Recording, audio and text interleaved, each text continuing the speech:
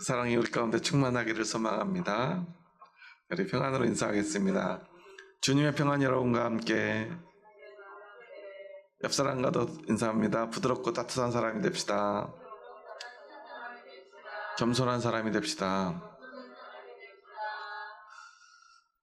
지금도 사실 좀 헷갈리는데요. 우리 새해 인사는 1월 1일 날 해야 되는지 설날 해야 되는지 좀 헷갈리지만 그래도 많이 하면 좋을 것 같으니까요. 우리 설날을 앞두고 우리 새해 인사 다시 한번 해볼까요? 새해 복 많이 받으십시오.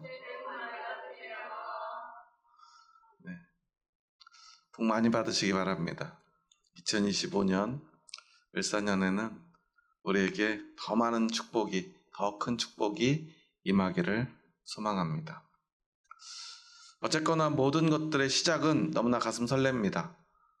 너무나 기분이 좋습니다. 왜냐하면 아직 시간이 남았다고 생각되기 때문입니다. 이제 시작되었다고 생각되기 때문입니다. 아직 끝나지 않았기 때문입니다. 우리가 어렸을 때는요, 한 몇 살쯤 되면 인생이 별로 의미가 없을 것처럼 느껴지는 순간이 있어요. 저도 그랬던 것 같습니다. 어렸을 때는 나이가 많으신 분들이 삶에 집착하거나 무언가에 이렇게 집착하는 모습을 보면 좀 이상하게 보였어요. 저 정도 사셨으면 괜찮으실 것 같은데. 그런데 저도 이제 50대 중반에 접어들어 보니까요. 사람이 나이를 아무리 먹어도 마음은 늙지 않는다는 거예요. 아직도 10대, 20대 그때쯤에서 마음은 항상 멈춰 있는 것 같아요. 왜 나이를 먹으면 힘들까 생각해 보니까요. 몸은 점점 늙어가는데 마음이 늙지 않으니까 힘이 드는 거더라고요. 마음은 저렇게 달려가고 있는데 몸이 안 따라가니까 점점 그 격차만큼 힘이 떨어지더라고요. 젊었을 때는 그래서 항상 자신만만하죠. 나는 뭔가 잘할 수 있을 것 같은 마음들이 들어요. 사실 요즘 세상을 보면 안타까운 건 젊은이들인데도 자신만만하지 못하다는 거예요. 제가 대학에 다닐 때는요, 대학생들은 대부분 자신만만했어요. 공부를 열심히 하지 않았어요. 뭐 자격증 따려고 노력하지도 않았어요. 요즘 친구들처럼 뭐 토익, 토플, 무슨 자격증, 그리고 뭐 다양한 스펙들 쌓으려고 그렇게 노력하지 않았던 것 같아요. 그런데도 다들 잘 될 거라고 생각했던 것 같아요. 뭐 데모 한참 할 때는요, 한 학기 내내 수업 하나도 안 하고도요, 그냥 괜찮을 거라고 생각했어요. 졸업하고 나니까 사실 후회도 많이 되더라고요.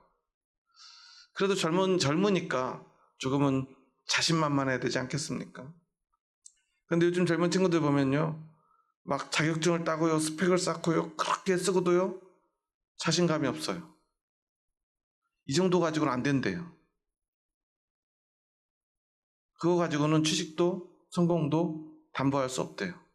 어렵게 취직하고도 어떡하죠? 멈추지 않아요.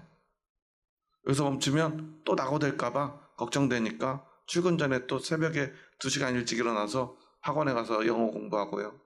그리고 또 출근하고요. 끝나고 나면 또 어딘가로 달려가서 또 뭔가를 준비합니다.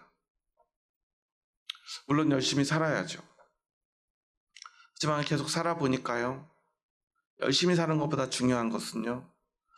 자신을 사랑하는 것이고요. 그리고 때로는 어떨 때는 능력보다 자신감이 중요하더라고요. 우리가 노력하면 얼마나 노력할 수 있겠습니까? 여러분 열심히 공부할 때 하루에 몇 시간 공부해 보셨나요? 잠 안 자가면서. 저희 때는 사당 오락 이런 얘기 했었는데요. 요즘 친구들 잘 모르는 말일지도 모르지만 너무 옛날 사람 같나요? 사당 오락. 4시간 자면 합격하고 5시간 자면 떨어진다는 뜻인데요. 저는 2시간 자면서 공부했는데 떨어졌어요. 그러니까 아무 소용이 없더라고요. 얻은 것은 몸에 병밖에 없었어요. 열심히 하는 거 참 중요하죠. 잘하는 것도 중요합니다. 매일 놀던 친구도 운 좋게 합격하면요. 그냥 잘한 게 되겠는 세상이죠.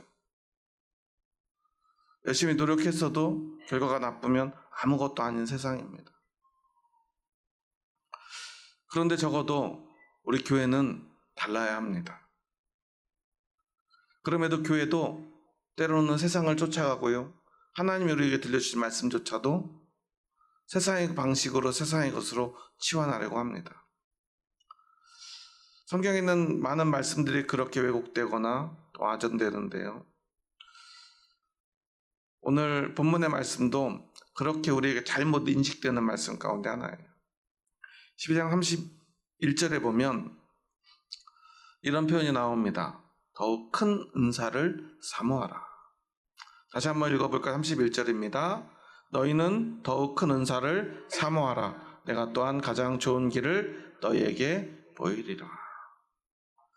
여러분, 가장 큰 은사, 더욱 큰 은사는 어떤 것입니까? 어떤 거죠? 이제 고린도전서 12장을 무슨 장이라고 그러죠? 은사의 장이라고 그러죠. 13장에 보면 뭐가 나오죠? 사랑에 관한 사랑장이 나와요. 그런데 13장이 되기 전에 12장 끝에 더욱 큰 은사를 사모하라 그랬으니까 더욱 큰 은사는 뭐다? 사랑이다 라고 해석을 하는데, 제가 이제 신학교에서 공부를 할 때 교수님이 그런 얘기를 하더라고요. 그렇게 생각하니? 그래, 똑같이 물어보십니다. 그래서 그렇게 생각합니다. 그렇게 배웠습니다. 아니야. 더욱 큰 은사를 사모하라는 뜻은 사랑을 사모하라는 뜻이 아니라 더욱 큰 은사를 사모하라는 뜻이야 라고 말씀하시더라고요. 저는 그때는 그냥 농담하시나 보다 생각을 했어요. 그런데 제가 목회를 하면서 깨닫습니다. 우리는요, 성경에 대한 사랑이 때로는 너무나 지극해서요, 하나님의 말씀을 더 잘 알고 싶은 마음이 때로는 그것이 욕심이 되기도 해서요, 하나님의 말씀을 우리가 더 잘 이해하고 깨달으려고 하나님이 주신 말씀 이상의 것을 알려고 하지 않나 하는 생각을 하게 돼요. 우리에게 주신 말씀 그대로 더욱 큰 은사를 사모하라 했으면 우리는 더욱 큰 은사를 사모하되, 물론 그 은사가 무엇인지 열심히 찾아야 되겠지만 그것을 잘 해석하는 게 중요한 것이 아니다라는 거예요. 그런데 잘 해석하려다 보니까요, 목사님들도 이것을 잘 해석하려고 사람들에게 답을 정확히 주려고 그 더욱 큰 은사는 다음에 보면 사랑이 나오지 않느냐, 이 얘기를 은사를 쭉 하고 더욱 큰 은사를 사모하라라고 하고 사랑은 이렇게 나왔으니까 그 은사는 사랑이다 라고 우리가 말을 하면 하나님의 말씀을 우리가 잘못 왜곡시키는 것일 수도 있다는 거예요. 물론 더욱 큰 은사는 사랑일 수도 있습니다. 하지만 중요한 것은 오늘 이렇게 31절에서 더욱 큰 은사를 사모하라고 말하기 전에 이러한 이야기를 한 그 말씀 속에서 우리는 답을 찾는 게 사실은 더 맞는 것일 수도 있고요. 중요한 것은 더욱 큰 은사를 계속해서 사모하며 나아가야 된다라는 그 말 자체, 하나님의 그 말씀 자체를 우리가 있는 그대로 받아들이는 것이 더 중요하다는 거예요. 그렇지 않으면요, 우리가 잘못되고 삐뚤어진 신앙을 가질 수가 있어요. 저는 지난주에 참 충격적인 뉴스를 봤는데요. 여러분 혹시 이런 가사 들어보셨나요? 새로운 대한민국 위해서 하늘이 우리에게 보내주신 대통령이 태어나신 뜻깊은 오늘을 우리 모두가 축하해. 저는 그래서 북한 김일성이나 김정은 같은 사람들 찬양하는 노래인 줄 알았더니 2024년 대한민국에서 일어났던 일이더라고요. 경호처에서 대통령 생일을, 물론 이제 그날이 생일보다는 경호처를 만든 창립 60주년 기념 행사였다는데요. 경호처 전 직원들을 동원하고요, 주변에 있는 군부대 간부들까지, 심지어 간호장교들까지 불러가지고요, 대통령 생일 축하 행사를 했대요.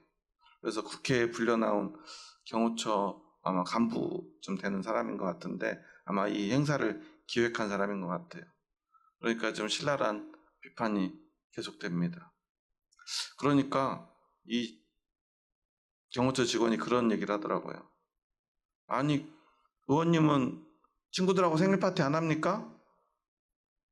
생일 파티 하면서 노래도 좀 불러줄 수 있고 축하하고 그런 거 아닙니까? 눈을 막 동그랗게 뜨고 막 화를 내더라고요. 그럴 수 있죠. 친구에게, 만약에 정말 사랑하는 친구, 아무 힘도 권력도 없는 정말 친구에게, 만약 여러분이 하늘이 우리에게 보내주신 내 사랑하는 친구라고 이렇게 노래 부르면서 생일 축하해 준다면 좋은 일이죠. 그렇지 않습니까? 그런데 그 대상이 권력을 가지고 있고 권력의 정점에 있는 대통령에게 이런 노래를 갖다 바치고요. 막 성악하는 사람들을 불러가지고 이 노래를 녹음하게 하면서 뭐 극비 상황이니까 절대로 발설하지 말라고 서약시키고 돈을 주고 보냈다고 하더라고요. 저는 이런 모습들을 보면서요. 진리와 진리가 아닌 것들은요. 사실은 비슷해 보여요. 그 경호처 직원의 말처럼 생일 축하해 줄 수 있지요. 그런데 국가의 세금을 가지고요. 대통령을 경호해야 될 경호처 직원들은 어떤 사람들이죠? 쉽게 말해서 무술의 달인들이고요. 대통령을 위해서 목숨을 바치는, 총알이 날라오면 자기가 날아가서 뛰어서 대신 총에 맞으면 가장 영광스럽다고 생각하는 사람들이. 그런 사람들이 막 춤추고 노래 부르면서 막 이런 노래, 하늘이 우리에게 보내주신 대통령이 태어나신 뜻깊은 오늘을 우리 모두가 축하해라고 막 노래 부르고요. 간호장교들, 여자 장교들을 불러가지고 그 앞에 노래 부르고 춤추게 했다는 거. 무슨 북한의 기쁨 줍니까? 사실 저는 과거부터 그 북한의 모습들을 이렇게 보다 보면 되게 교회의 모습과도 닮아 있다는 생각을 한 적이 있어요. 그런데 중요한 것은 우리가 하나님을 찬양하는 건 어때요? 우리가 한번 생각해 보십시오. 이 가사를 조금 바꿔가지고 오늘은 하늘이 우리에게 보내주신 예수님이 태어나신 날. 언제죠? 성탄절에는 우리 이런 노래 부르잖아요. 우리가 그런 노래 부른다고 교회 안 다니는 사람들이 우리 손가락질 하던가요? 아니죠. 그게 노래가 잘못됐습니까? 아니죠. 우리가 그런 노래를 찬양을 할 수 있는 대상이 있다는 거예요. 그런데 그 대상이 되어서는 안 되는 사람도 있다는 사실이에요. 그 정도 할 수 있지 않냐? 니네도 하지 않냐? 교회에서 다 하지 않냐? 잘못된 것이죠. 우리는 이런 모습을 보면서 물론 지금 뭐 정치적인 그들을 손가락질하고 비판하자는 것이 아니에요. 우리의 신앙 가운데도, 우리 교회 가운데도 자칫 이런 왜곡된 신앙, 아니 신앙이 아닌데 신앙인 것 같은 모습들이 너무나 많이 있다는 거예요. 고린도전서 12장의 말씀을 우리 2주에 걸쳐서 지금 나누고 있는데요. 계속해서 은사에 대해서 이야기합니다. 여러분들이 생각나는 은사는 어떤 은사들이 있죠?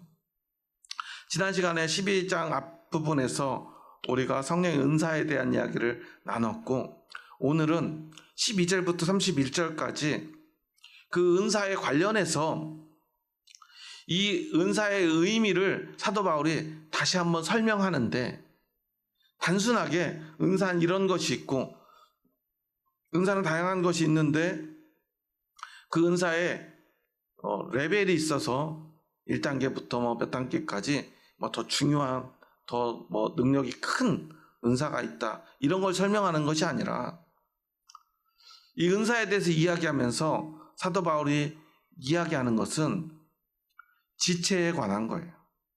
지체는 뭐냐면 한 몸에 많은 지체가 붙어 있는 걸 이야기해요. 눈도 있고요. 몸은 하나인데 그곳에 눈도 있고 코도 있고 입도 있고 손도 있고 발도 있다는 거예요.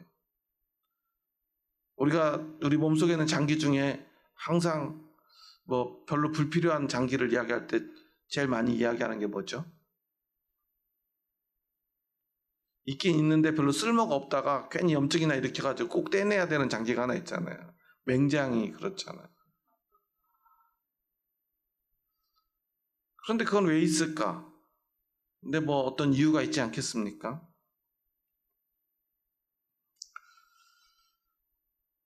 그런데 왜 사도 바울이 이 은사를 이 지체로 이야기를 했을까를 우리는 생각해 보아야 합니다.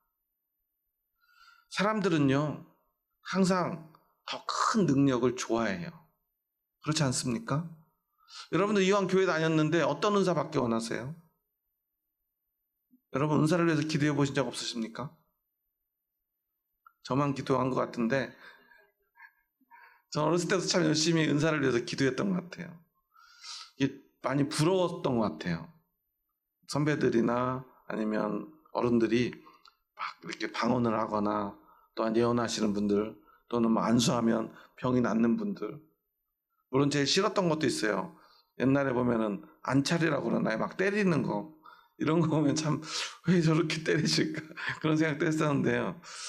어쨌거나 뭔가 특별하고 신기한 능력을 가졌으면 좋겠다. 그리고 그 마음속 깊은 곳에는 어떤 마음이 있냐면, 그렇게 큰 은사를 받은 사람이라면 그 사람의 믿음이 고귀할 것이다 라는 생각이에요. 그렇지 않습니까? 뭔가 그런 은사를 가진 사람이라면 하나님이 더 특별히 더 사랑하는 사람일 거라는 생각. 그 사람은 뭔가 특별한 존재일 것 같은, 우리와 다른 뭔가 대단한 사람일 것 같은 생각 말이죠. 그래서 지금도 길에 나가면, 밖에 나가면은 그런 거 자랑하는 자칭 목사가 있죠. 자기가 막 하나님을 만나고요, 막 은사를 받고요. 그런데 그가 하는 말과 행동을 보면 정말 입에 담을 수 없는 그러한 일들을 하잖아요. 그런데 우리는 진짜 고귀한 것이 무엇인가를 착각하고 있는 것인지도 몰라요. 사도 바울이 많은 은사에 대해서 이야기를 합니다.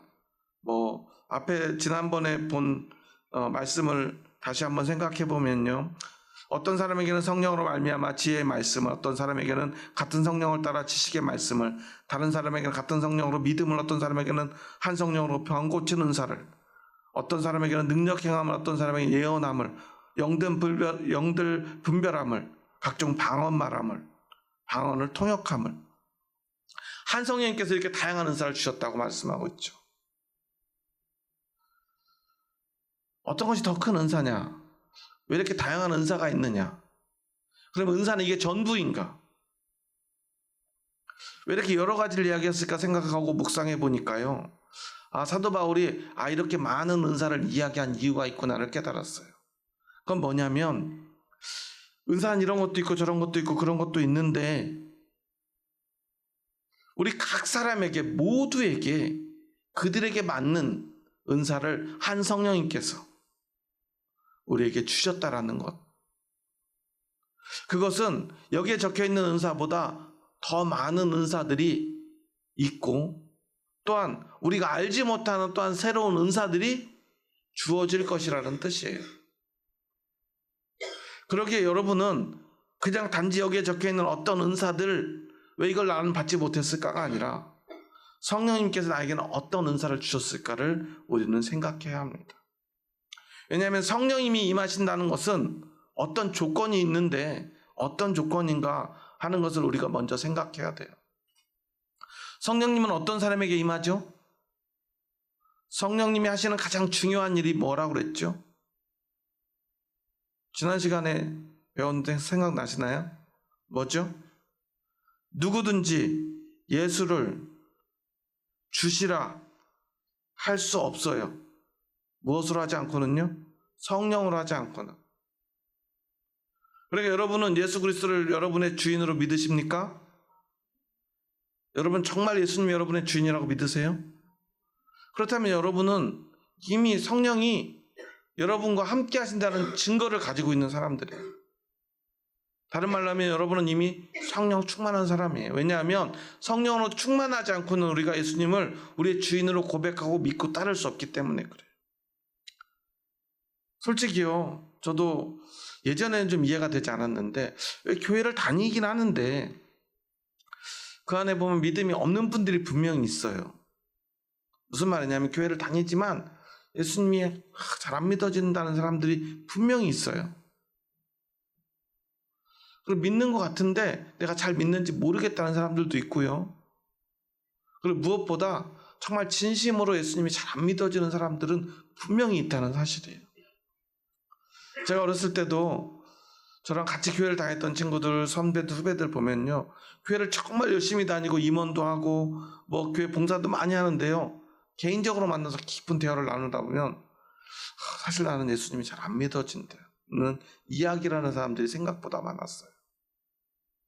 그때는 말도 안 돼 그랬는데요. 제가 목회를 하면서 깨닫습니다. 진짜 우리의 마음이 온전히 예수님이 믿어지는 것은 그냥 우리의 생각과 의지로 교회를 오래 다닌다고 되는 게 아니구나라는 거예요. 성경이 분명히 이렇게 기록하고 있음에도 우리는 그렇게 믿지 않았던 것은 아닐까요? 왜냐하면 우리는 성령님은 그냥 능력을 주시는 분, 신비한 체험을 시켜주시는 분, 또는 어떤 뜨거운 감정을 불러일으키는 분 정도로만 생각했기 때문에 그래요. 우리의 믿음의 본질이 성령으로부터 시작된다는 것을 우리가 믿지 않았다는 것입니다. 그런데 여러분 기억하십시오. 믿음이 얼마나 숭고하고 막 대단한 사람이 있을지 모르겠지만 근본적으로 예수님이 믿어지는 것 자체가요. 그저 우리 의지로 노력으로 되는 것이 아니라는 사실이에요. 다른 말로 하면요. 여러분이 예수님이 이미 믿어지신다면 여러분이 뭐 어떤 감정을 느끼든 느끼지 못하든 특별한 능력이 나타나든 나타나지 않든 여러분 안에는 성령님이 함께 하십니다. 그런데 성령 충만은 다른 것일까요? 여러분은 성령 충만하십니까? 예, 두 분 아멘 하시는데 제가 어느 교회를 가도요. 집회를 해보면 예수님 믿으십니까? 어때요? 아멘 그래요. 성령 충만하십니까? 아멘 그래요.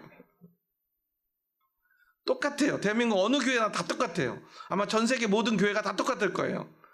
혹시 좀 다른 교회가 있다면 저 오순절 교회 정도는 좀 모르겠어요. 거기는 막 방언, 성령 막 이것만 강조하니까 거기서는 막 오히려 성령 충만한 거를 막 더 강조하니까요.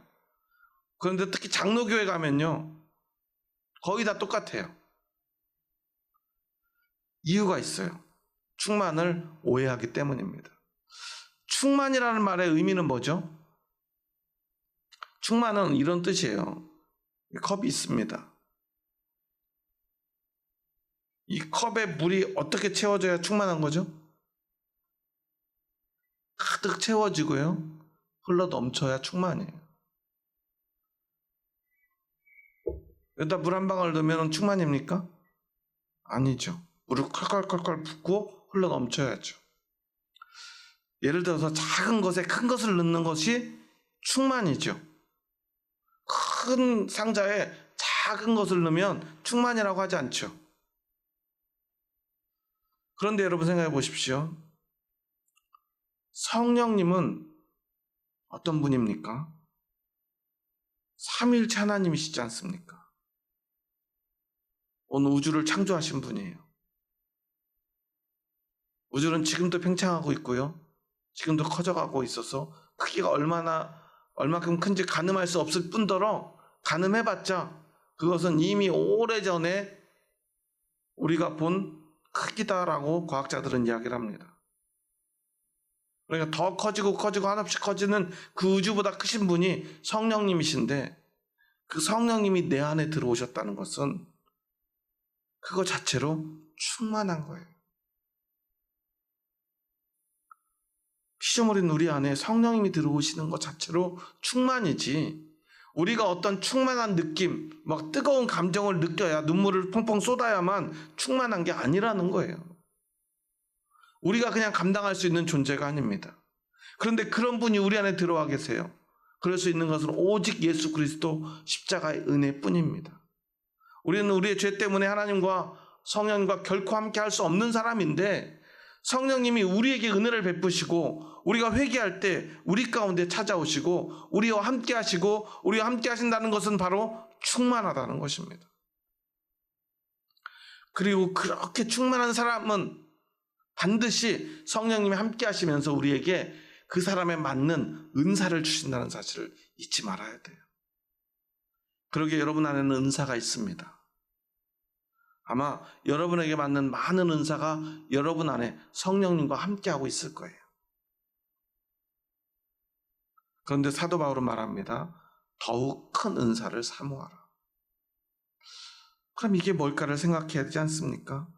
또 이 지체에 대해서 이야기하면서도 또 뭐 그런 비슷한 은사에 대해서 이야기를 합니다. 오늘 우리가 읽은 28절에도 보면 사도, 선지자, 교사, 능력 행하는 자, 병 고치는 은사, 서로 돕는 은사, 방언하는 것, 이런 은사들을 말해요. 그러니까 앞에서도 뒤에서도 반복되는 건 방언이죠. 그러니까 방언하면 성령 충만하다고 생각합니다.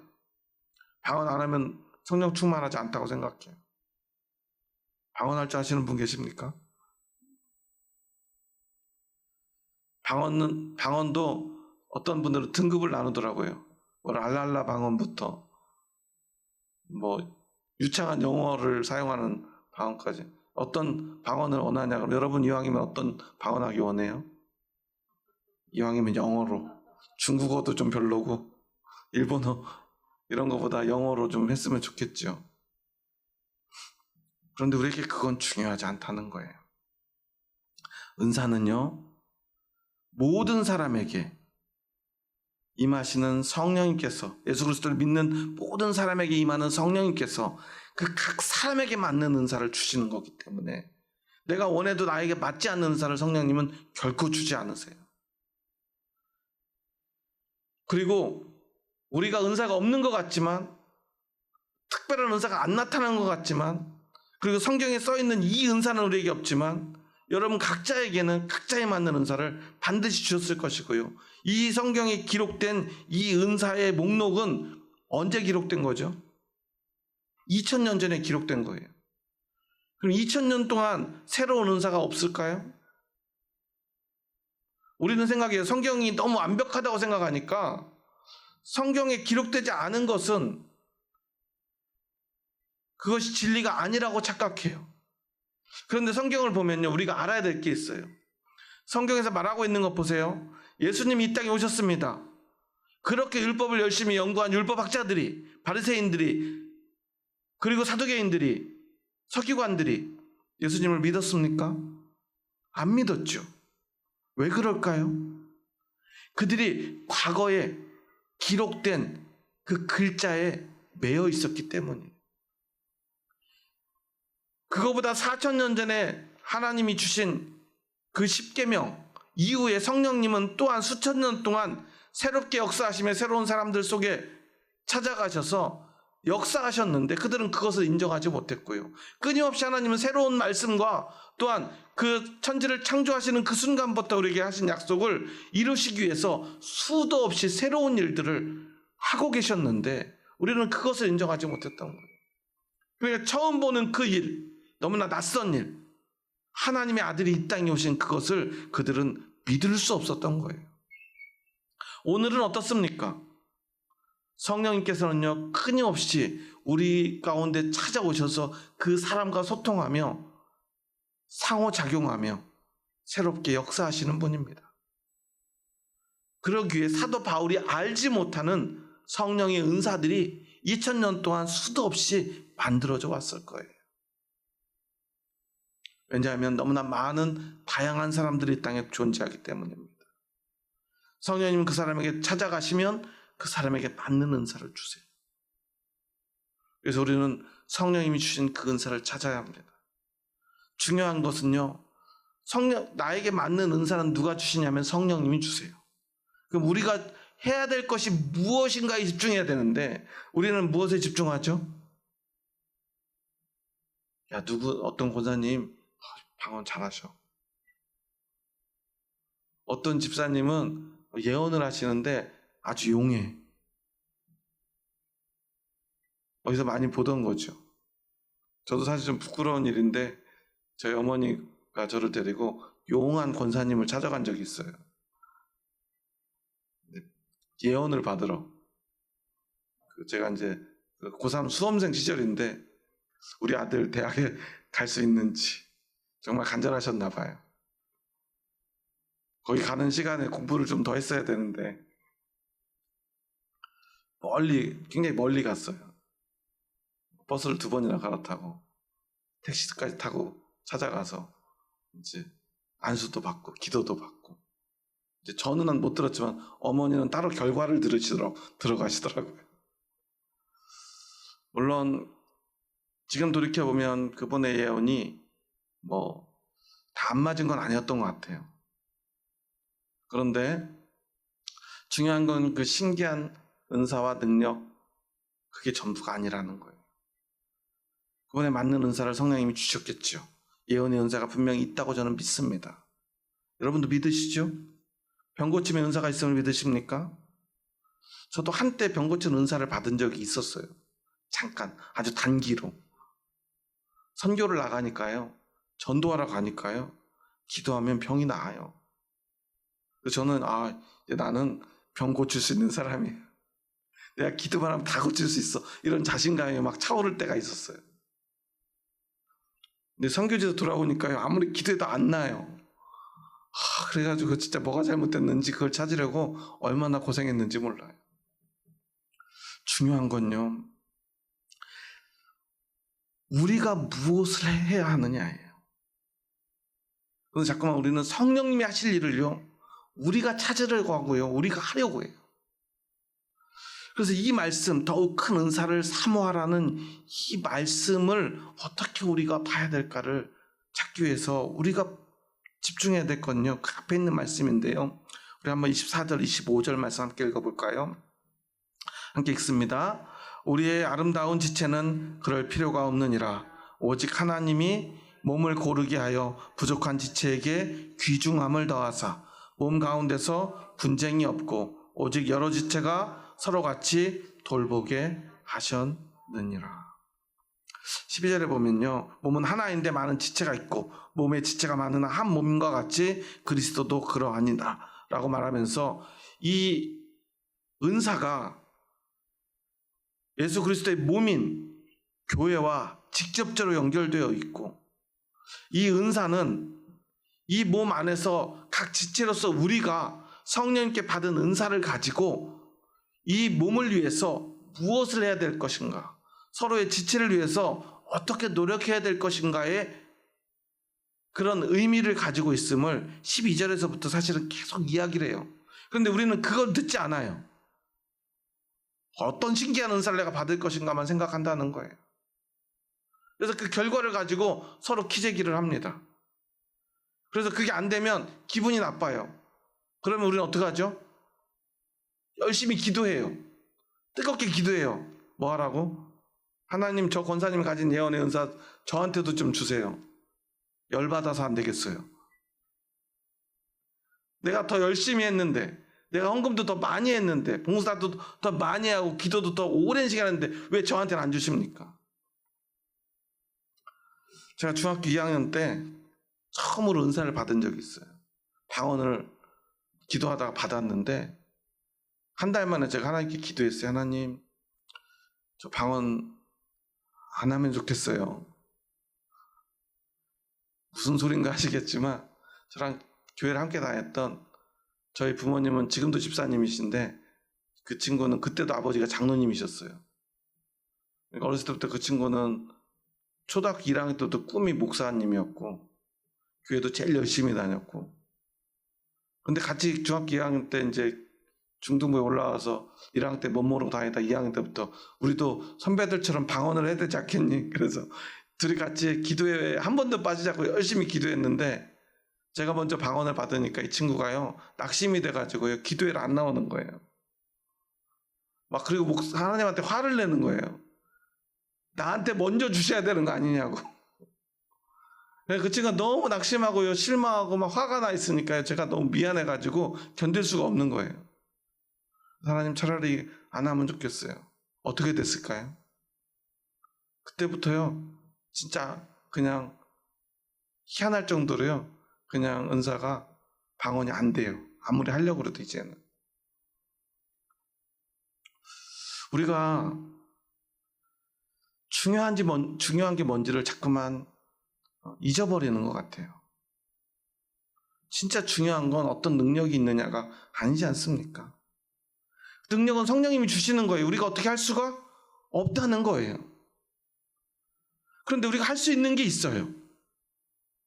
교회를 위해서, 지체를 위해서 뭘 해요? 이 24절 앞부분까지는요, 어떤 이런 지체 저런 지체가 있는데 막 이런 지체가 눈은 너 발가락고 너 냄새나고 더럽고 쓸모없어 라고 말할 수 없다는 거예요. 그런데 우리의 눈에 보기에 더 아름답고 귀한 게 있고요, 우리의 눈에 보기에 아름답지 못하고 귀하지 않아 보이는 게 있다는 거예요. 교회에서 다니다 보면요, 저 사람은 사람들이 다 우러러보는 사람이 있어요. 사람들이 부러워하는 은사들이 있어요. 그런 사람의 삶이 있어요. 그런데 우리는 어떤 사람들이냐면 한 몸의 지체라는 거예요. 그러니까 우리가 몸에 덜 귀히 여기는 그것들을 더욱 귀한 것들을 입혀주며 우리 아름답지 못한 지체는 더욱 아름다운 것을 얻느니라. 그런즉 24절에 보면 우리 아름다운 지체는 그럴 필요가 없느니라. 오직 하나님이 몸을 고르게 하여 부족한 지체에게 뭘 더해요? 귀중함을 더해요. 그런데 그 귀중함을 그냥 하나님이 더해줍니까? 누가 더해줘야죠? 모든 지체가 그 부족한 지체의 귀중함을 더해줘야 돼요. 그러니까 내가 어떤 형제님, 어떤 자매, 우리 성도님들을 더 귀중한 사람으로 만드는 것, 더욱 귀중하게 만들 수 있는 은사가 바로 더욱 큰 은사라는 것입니다. 25절에 보면요, 몸 가운데서 분쟁이 없고 오직 여러 지체가 서로 같이 어떻게 하죠? 돌보게 하셨느니라고 말해요. 은사의 핵심은요, 서로 돌보는 것입니다. 자랑하는 것, 부러워하는 게 아니라는 거예요. 우리가 아이들을요, 키우다 보면 아이들에게 칭찬을 해야 될 때가 있죠. 칭찬을 잘하면, 옛날 그런 책이 있었죠. 고래도 춤을 추게 한다고.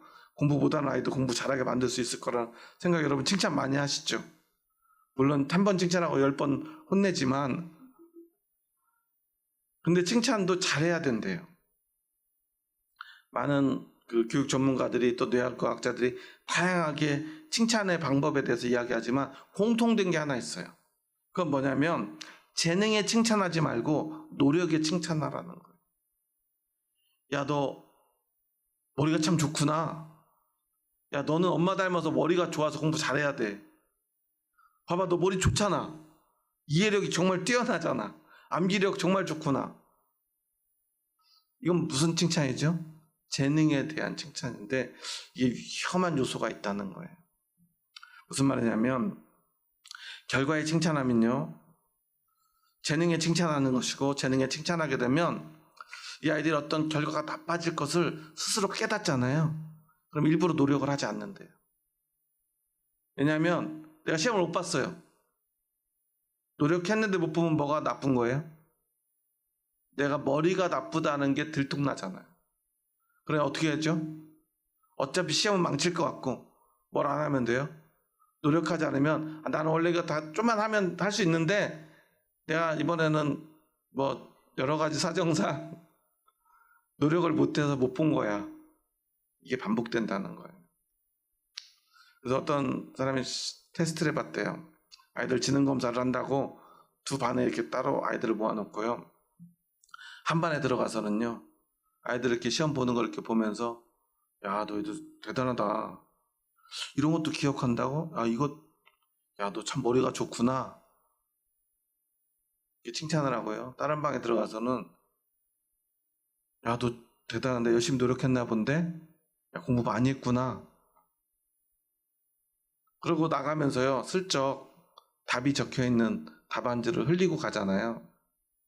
그러면 머리 좋구나 했던 애들은 거의 100% 컨닝을 한다는 거예요. 왜냐하면 내가 머리 나쁜 것을 들키고 싶지 않기 때문에. 그런데 야, 너 열심히 노력했구나. 그런 친구들은 이미 노력한 것에 대한 칭찬을 받았기 때문에 내가 굳이 컨닝을 해가면서까지 이 좋은 성적을 낼 필요가 없다는 거예요. 그래서 대부분 선생님 이거 답안지 흘리고 가셨는데요, 갖다 드린대요.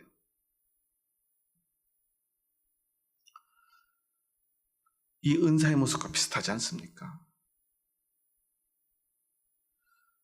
과거에요, 할렐루야 기도원이라고 아시죠? 김계호 원장님 아시나요? 전 중학교 때부터 다녀봐가지고 잘 아는데, 그분이 병 고치는 은사가 있었죠. 그런데 나중에 막 방송에도 나오고 그랬잖아요. 어떻게 나왔죠? 사람들을 속이고 거짓말한 걸로 나왔어요. 병을 고치는 정도가 아니라 막 감염을 시켜가지고 병들게도 만들고요. 나중에 이제 본인 스스로 그런 고백을 했죠. 사실 자신의 은사가 어느 순간 사라졌는데, 분명히 병 고치는 은사를 받았던 것도 사실이고요. 실제로 그 병 고침을 경험한 사람들이 주변에 있으니까요. 저도 그래요. 그런데 어느 순간부터 이 사람이 사기꾼이 돼요. 왜 그렇게 됐을까요? 은사는 사라졌는데, 은사가 있다고 그 은사 때문에 사람들이 모였어요. 그러니까 은사가 있는 척, 계속 그 병을 고칠 수 있는 척 했던 것입니다. 은사가 더 중요했던 거예요. 능력이 더 중요했던 거예요. 그런데 우리에게는 은사보다 더 중요한 것이 있습니다. 바로 믿음입니다. 은혜입니다. 우리는요, 능력을 행하는 도구가 아니에요. 우리는 하나님이 세상에서 가장 사랑하는 하나님의 자녀예요. 여러분, 아이가, 내 아들이, 내 딸이 반에서 3등 이하 떨어지면 넌 자식으로서의 자격을 상실했어 라고 집에서 내보내시겠습니까? 그런 부모가 어디 있습니까? 그런 부모가 있다면 그런 부모야말로 부모로서의 자격을 상실한 사람이지 않겠습니까? 그리고 사람을, 아이들을 칭찬할 때 두 번째 조건이 있대요. 그 일을 칭찬하지 말고 그 사람을 칭찬하라는 거예요. 우리가 보통 회사에서요, 어떤 프로젝트가 성공하면 이제 그 프로젝트에 대해서 성공한 것에 대해서 칭찬하는 방식은 두 가지가 있대요. 내가 미운 사람이 성공하면요, 잘 되면 어떻게 칭찬을 하냐면, 야, 그 프로젝트 성공했다면서? 주어가 없어요. 사람이 빠지고요. 그 프로젝트 잘 됐다면서 그렇게 얘기한대요. 내가 좋아하는 사람이 성공하면 어떻게 돼요? 야, 네가 그 프로젝트 성공시켰다면서? 이렇게 얘기를 한대요. 인격이 들어가야 진짜 칭찬이라는 거예요. 야, 이 일 잘했어. 이렇게 말하지 말고, 이 일을 잘한 너는 참 좋은 아이구나. 야, 이 일을 하느라고 네가 참 많이 애썼겠구나. 라고 칭찬하라는 거예요. 그러니까 그 사람이 너무나 중요하고요. 그 사람이 얼마나 소중한지를 이야기해야 된다는 것입니다. 그러기에 오늘 우리에게 말하는 더욱 큰 은사는 어떤 것입니까? 교회는요, 가장 근본적으로 은혜와 믿음으로 시작되지만 은사적으로 유지되는 곳이 바로 교회의 공동체예요. 우리에게 은사를 주신 분은 오직 한 분이시고요, 우리 각자는요, 너무나 다른 사람들로 각자의 존재로서 이곳에서 하나의 지체가 됩니다. 지체는 서로 다른 것이죠. 온몸이 다 눈이면 됩니까? 그럴 수 없죠. 모두가 손이 될 수 없죠. 그러기에 우리는 서로 다른 존재로서 이곳에서 하나가 되어야 합니다. 하나가 된다는 것은 근본적으로 함께 할 수 있어야 되는데요, 우리가 어떨 때 함께 하고 싶죠? 서로 좋을 때, 인정받을 때, 받아들여질 때, 내가 그냥 있어도 내 모습이 다 드러나도 어때요? 괜찮을 때. 여러분, 집에서 밥 먹을 때는 뭐 입고 밥 먹으세요? 정장을 차려입고 화장을 한 다음에 머리를 고데하고 그리고서는 딱 식탁에 앉아가지고 식사하시나요? 그러지 않죠. 가족들하고 먹을 때 어떻게 먹어요? 제일 편안한 차림으로. 밖에서 밥을 맛있는 거 먹어도 집에 오면 편안한 차림으로 밥을 비벼서 먹는 게 더 좋잖아요. 왜 그러죠? 가족들하고 있을 때는 그래도 괜찮으니까 그런 거예요. 내가 그렇게 해도 가족들은 어때요? 다 이해하니까. 아니, 더 정확히 표현하자면요, 이미 알고 있으니까. 근데 아직 내 모습을 모르는 사람들 앞에서는 그럴 수 있어요, 없어요? 없지요. 그런데 그런 나를 다 알고 있는 사람들과 함께 한다는 이것이 얼마나 중요한지 모릅니다. 그래도 괜찮은 사람들이 내 곁에 있다는 것이 얼마나 중요한지 몰라요. 홀로 사는 사람들, 그런 사람의 지지 없이 살아가는 사람들, 그것 자체로 병이 되고요, 고통이 되고요, 외로움이 되고요, 결국 그것은 죽음이 됩니다. 하지만 나를 다 이해해주고 인정해주는 사람이 있다는 것, 이것은 우리를 살게 하는 가장 근본적인 힘입니다. 따라서 교회에서 가장 큰 은사는 무엇입니까? 하나 되는 것이 교회에서 가장 중요한데요, 그러기 위해서는 내가 인정받고요, 존중받아야 되고요, 그 사람들이 내가 어떤 모습이라도 소중하게 느끼는 것, 그 마음이 필요한데요. 그렇다면 가장 큰 은사는 오늘 24절 25절에서처럼 부족한 형제에게 귀중함을 더하는 은사이지요. 더욱 큰 은사는 형제를 돌볼 수 있는 은사이지요. 가장 큰 은사는 다른 사람에게 그 존중의 마음을 느끼게 하는 은사이고요, 다른 사람들이 얼마나 소중한 사람인가를 느낄 수 있게 하는 은사가 바로 진짜 은사입니다. 하나님이 나에게 은사를 주셨다면 우리는 더 큰 은사를 사모해서 하나님이 나에게 주시는 그 모든 은사를 가지고 무엇을 해야 합니까? 다른 사람들을 존중하고요, 사랑하고요, 배려하고요, 그 사람이 존중의 마음을 느낄 수 있도록 그 사람을 소중하게 귀중함을 더해주고요, 그리고 부족한 사람들을요 돌봐주고요, 아껴주고요. 그러면 그 은사는 더욱 큰 은사가 되는 것입니다.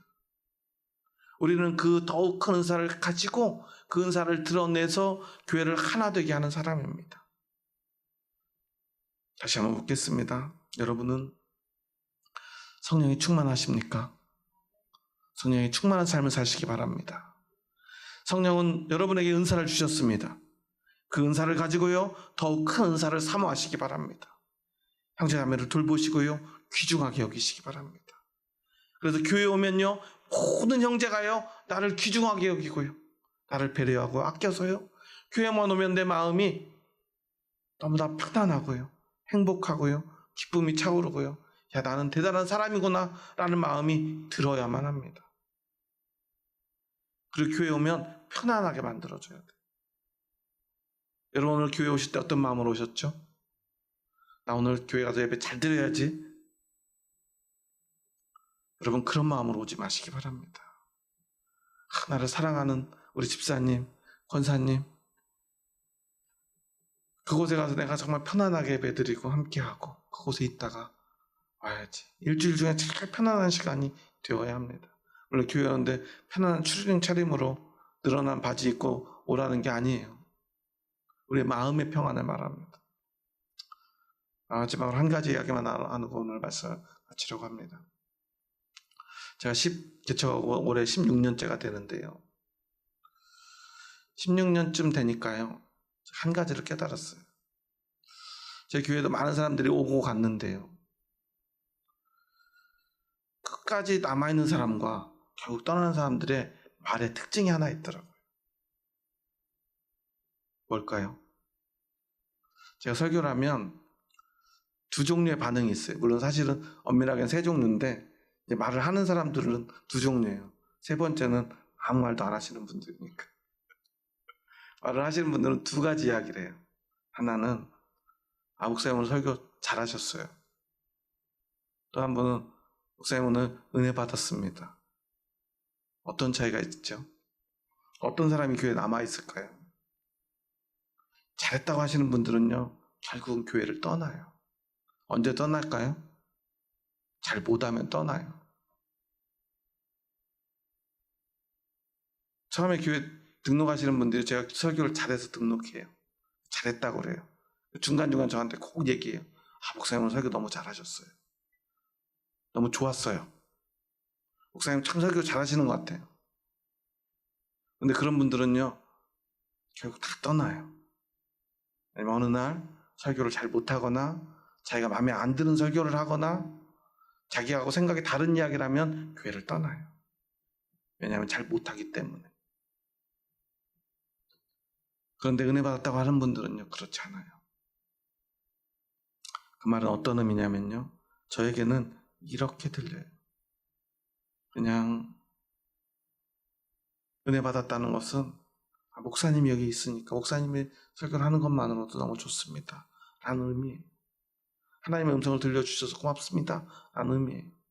잘했다는 것은 저에게 사실 이렇게 들려요. 이번에 잘했으니까 앞으로도 잘해라, 이렇게 들려요. 그런 분들 앞에 설교하려면요, 너무 힘이 들어요. 토요일날 잠이 안 와요. 제가 16년을 목회하다 보니까요, 진짜 토요일날은 거의 밤을 새는 게 일상이 돼 있어요. 그래도 요즘은 참 많이 편안했어요. 요즘은 저한테 잘했다는 분이 없거든요. 얼마나 감사한지 모르겠어요. 잘했다고 안 해주는 게 얼마 이렇게 고마운 게 처음이에요. 그동안 잘했다는 말을 들으려고 더 열심히 잘해왔거든요. 우리 예수정원교회가 예수님의 몸된 교회가 되었으면 좋겠습니다.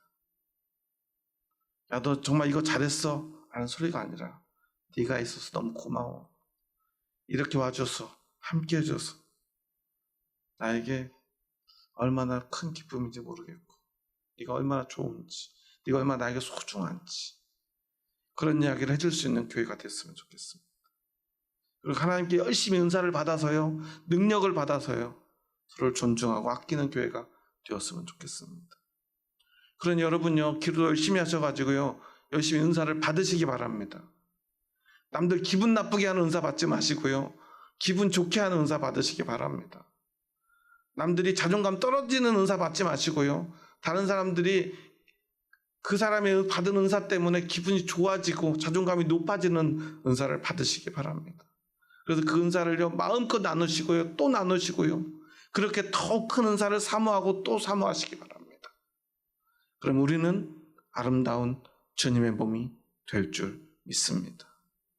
하나님은요, 반드시 여러분을 통해서 역사하실 것입니다. 여러분을 통해서, 여러분 한 사람 한 사람을 통해서 일하십니다. 여러분 이것을 잊지 마시기 바랍니다.